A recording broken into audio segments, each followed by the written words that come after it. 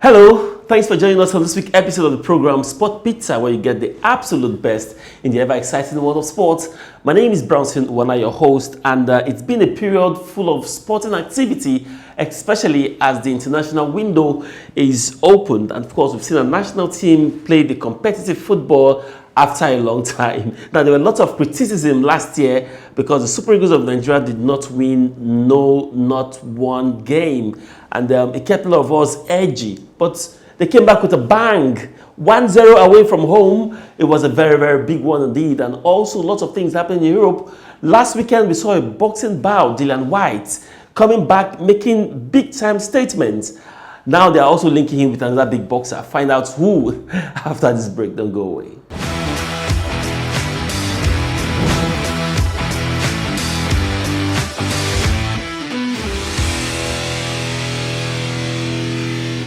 Welcome back. Now, three-time African champion Super Eagles of Nigeria has qualified for the African Cup of Nations to be hosted in Cameroon in 2022. Now, they qualified in a grand style after having an all-important 3 points. A goal scored by Paulo Noachu on the 93rd minute ensured the Super Eagles of Nigeria qualify for the Mondial. Now, the Super Eagles have joined Cameroon, Mali, Guinea, Burkina Faso, Ghana, Gabon, Gambia, Morocco, Egypt, Comoros, Algeria, Zimbabwe, Senegal, Tunisia, Equatorial Guinea, and Cote d'Ivoire on the list of qualified teams. On the show also, we're also looking at how this team qualified. Now, it will shock you to know that some teams are making their first appearance at the African Cup of Nations, and some qualified ahead of some other big teams in the group. We'll be giving you details. But the Super Eagles of Nigeria showed a very good character in that game, scoring on the 93rd minute. At some point, we needed a draw because a draw will also have qualified Nigeria to the African Cup of Nations. It was a good game. We saw a beautiful game of football played. The midfield were able to hold the ball. Lots of misses here and there. It just showed that we need one or two springs of addition to make that team the kind of team we want to see. But I must tell you that the team did what they needed to do, which is getting the all-important 3 points. And that has qualified. And also to note that we qualified with a game to spare. Very interested. Even though we all knew how the turnout of the game against Lesotho would look like, but winning that game away from home was very, very important to us. Now, we're going to start from our group as far as the show today is concerned. Now, Nigeria, of course, we won a couple of good games, scored lots of goals. We ended the group as the highest goal scoring team in that group. Now, Lesotho were the whipping boys of the group, dishing out points. They played all 6 games without winning, not even one. I must tell you, it's really interesting. But you have to give kudos to Lesotho football. They are not really a footballing nation, but they are growing. If you remember some 5-6 years ago, the least Lesotho team concedes were as much as 6 goals per game, but they've been able to close that gap. And if you look at the goal aggregate this qualifying series, you have to give them credit for what they've been able to achieve with the national team. But let's go back to Group A. Very exciting, I must tell you, in Group A. Now, Group A, done and dusted. We have Mali qualifying as the group leader, winning that group with convincing 13 points, scoring as much as they can, but the goal different, the goal aggregate is 2. They scored 8 goals in the qualifying series.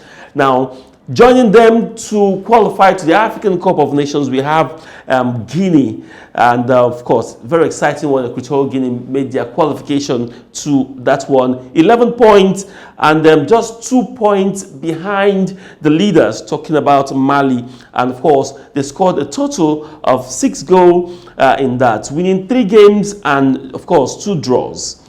Namibia and Chad, well, let's say expectedly, I personally was expecting Namibia to do the magic and qualify, but that wasn't done on the day. So don't wait for the next African Cup of Nations.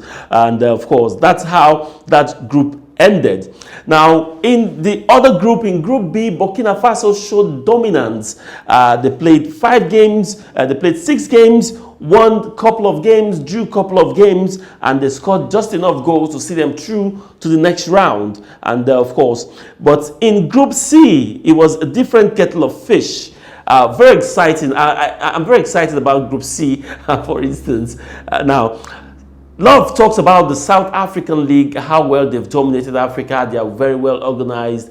Most of their players, at least 60% of that squad, is from their local league. You have to give South Africa credit for what they are doing with their league, and of course with the talent they are turning in African football.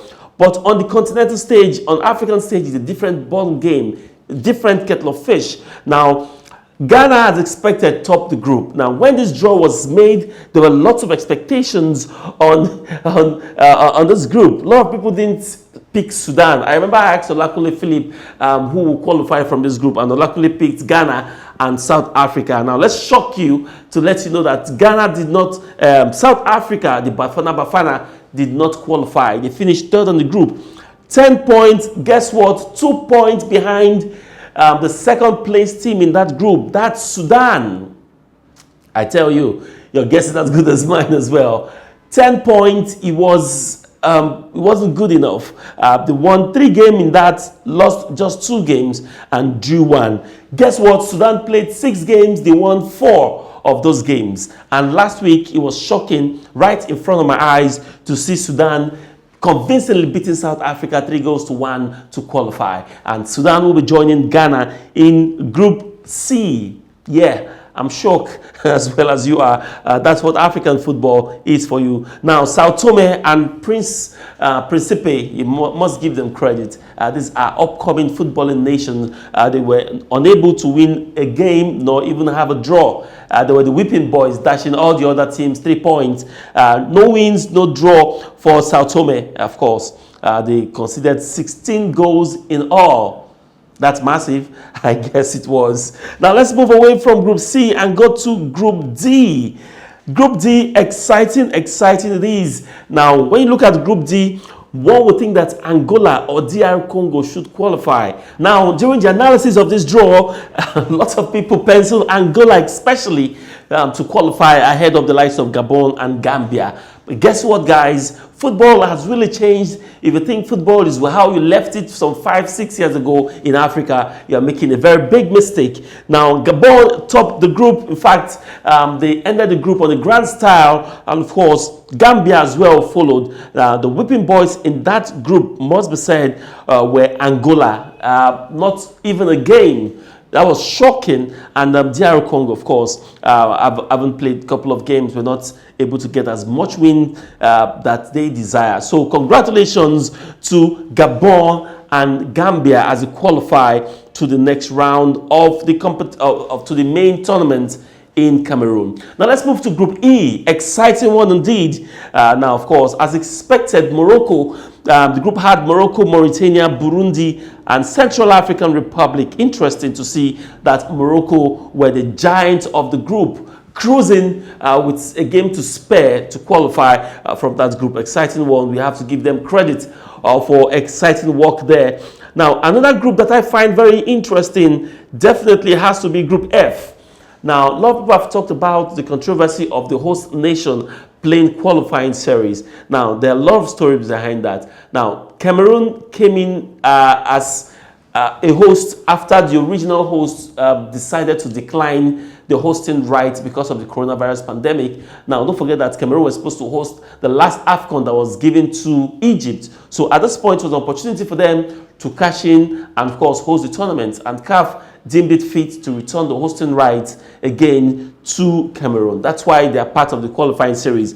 But regardless of the automatic qualification as the host nation, Cameroon went on to be emphatic, qualifying in grand style even before the end of their group game. Of course, the game to spare the top that group. And of course, another team that's doing very well, we saw them in the last Nations Cup, Cape Verde Island.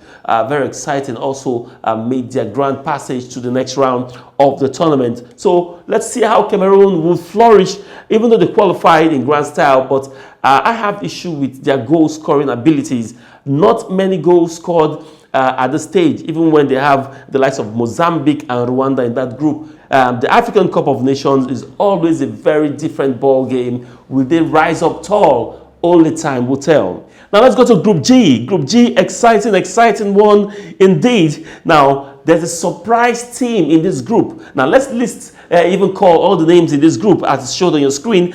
Togo, Kenya, Comoros, and Egypt were the guys in this group. Now during this game, during the analysis, my partner, of course, who is out injured today, Olakunle Philip, said that Togo and Egypt should have easy passage to this group. But guess what? Comoros from nowhere made their first appearance to the African Cup of Nations with their qualification. 9 points from 6 games. That tells you, that speaks volume. 2 wins and 3 draws. Just 1 loss.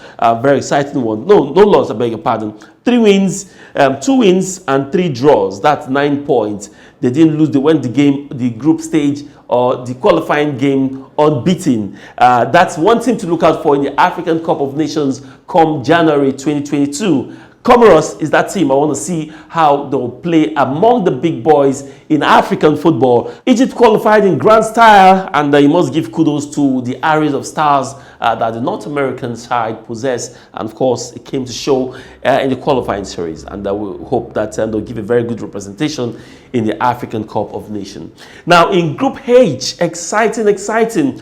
Algeria, of course, shows how big they are.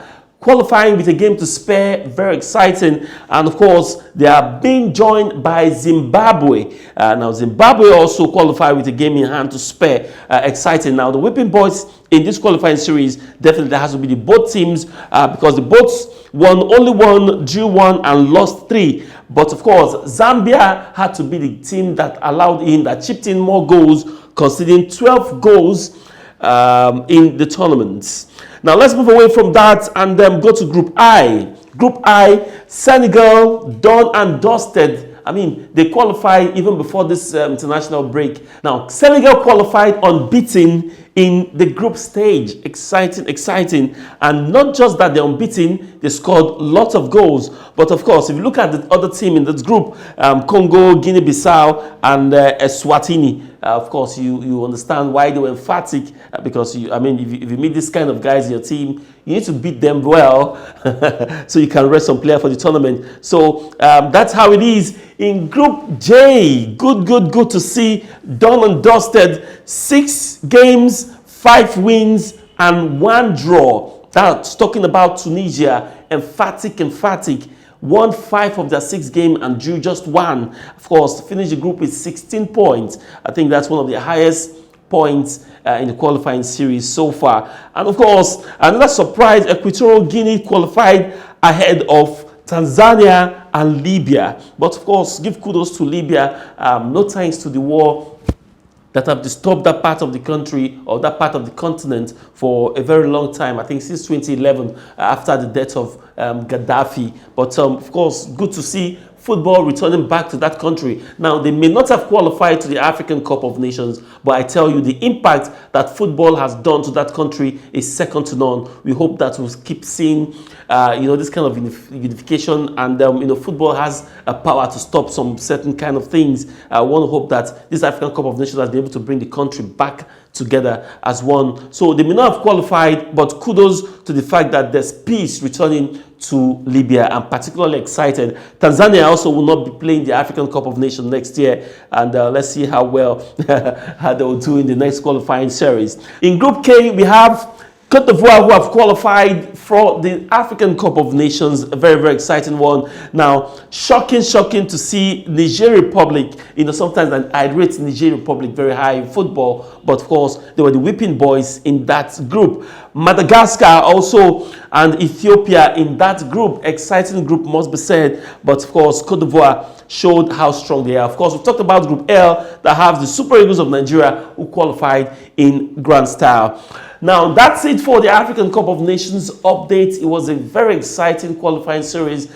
We can't wait for the African Cup of Nations to kickstart and then see how well things will be for some of these teams. Comoros is one team that I want to see in the African Cup of Nations.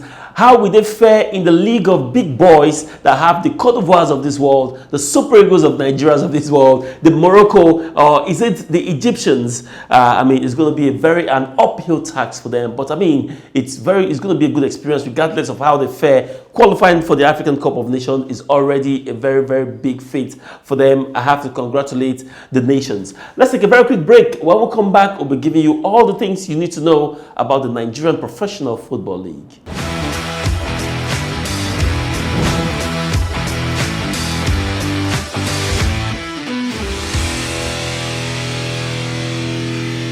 Welcome back. Now, the Nigerian Professional Football League is absolutely buzzing. Now, last weekend we saw a beautiful game of football played, and of course, almost all the home team won their game, apart from 2 games, and of course, 1 draws and 1 away win. You know, we are beginning to see away wins without fight this period. Now, one game to talk about definitely has to be the game against Kano Pillars.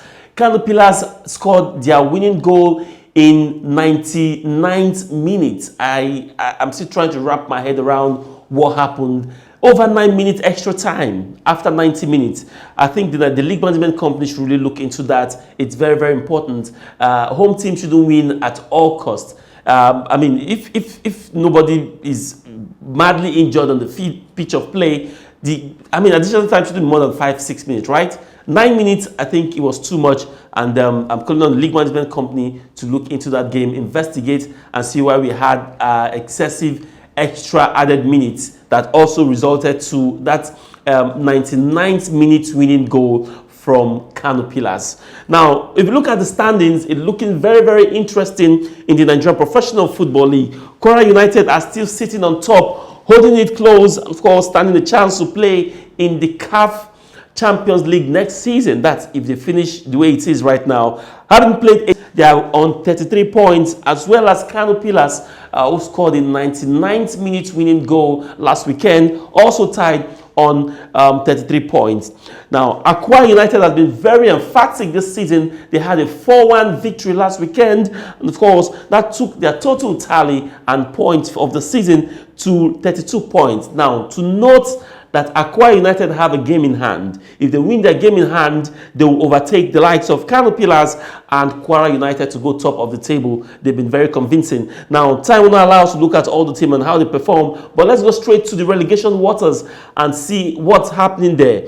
Now, if you look closely to the relegation water, you see Sunshine Stars, Katsina United, Ifeanyi Uba, and Adamawa United in the relegation waters. Haven't done well this season at all, and I think Whipping Boys has to be Adamawa United. They have a minus 15 goal. They've conceded so much this season, and Ifeanyi Uba is shocking to see them at where they are right now. It shows that they have to be a kind of rejig if it's going to be changing of the coach or sacking of the players.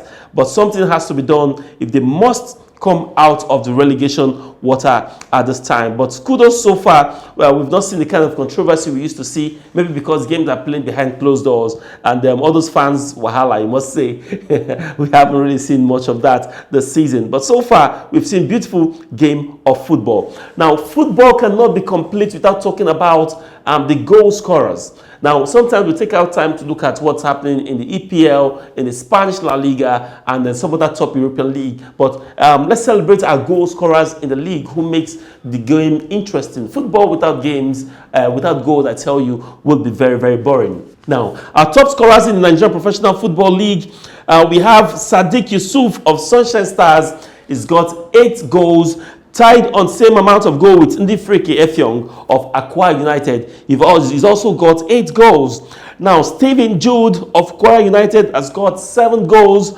as well as Silas Nwankwo of Nasarawa United has also got 7 goals. Rabiu Ali of Kano Pillars also 6 goals. Godwin Obaja of Abia Warriors has scored 6 goals. Mohammed of Plateau United have scored 6 goals.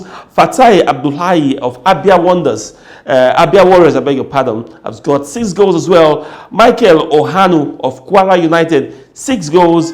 And of course, one-time highest goal scorer in the Nigerian Professional Football League, Mfonudo, also has 6 goals. And 2 players from Akwa United and also Kano Pillars are in the log. Exciting times for these players. Who will win the Golden Boot as far as the league is concerned this season? I tell you, time would tell. Now, away from football, let's talk about Formula One. Bahrain was the curtain raiser in the 2021-22 season of the Formula One season. It was exciting to see Formula One and those cars and our favorite drivers back on the court. And exciting to see, but sometimes when Lewis Hamilton starts winning again this season, it might become boring. But guess what? Mercedes Lewis Hamilton held off Max Verstappen's Red Bull for victory in an extraordinary finish to the Britain's Grand Prix, to the Bahrain Grand Prix, I beg your pardon. Verstappen actually took the lead from Hamilton's with 4 laps to go, but handed the position back because he had overtaken by running off the track.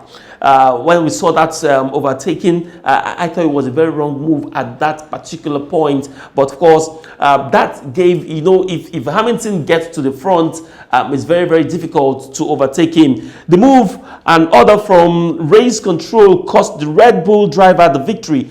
Verstappen never quit getting close, but of course, he tried as much as he could, but he wasn't good enough on the night to overtake his closest rival. Now, this season is special because we are seeing Michael Schumacher's son also in the race. But how well can he cope in the league of big boys? I tell you, it's early days though, but time definitely will tell. Let's switch gears now to boxing, where Dillian Whyte returned back with a bang and of course shutting the mouth of all his doubters. Dillian Whyte kept alive his hope of a heavy world title shot by emphatically gaining revenge over Alexander Povetkin with an impressive knockout win in their rematch. The 32-year-old Briton showed smart timing from the off-the-go before a decisive attack in the 4th round. A right hand sent Povetkin backwards, another sent him into the ropes, and a left hook floored him heavily. And Dillian Whyte showed that he's got all it takes. He's also calling for Anthony Joshua and Vladimir Klitschko. Now, when you win this kind of bout, it gives you bragging rights, right? Now, Dillian Whyte is also calling on Anthony Joshua, to come out. But it looks most likely that we might be seeing him taking on Deontay Wilder. Now, he needs to beat Deontay Wilder to, put himself in a very good contention for the world title. But will this see the light of day? Only time will tell.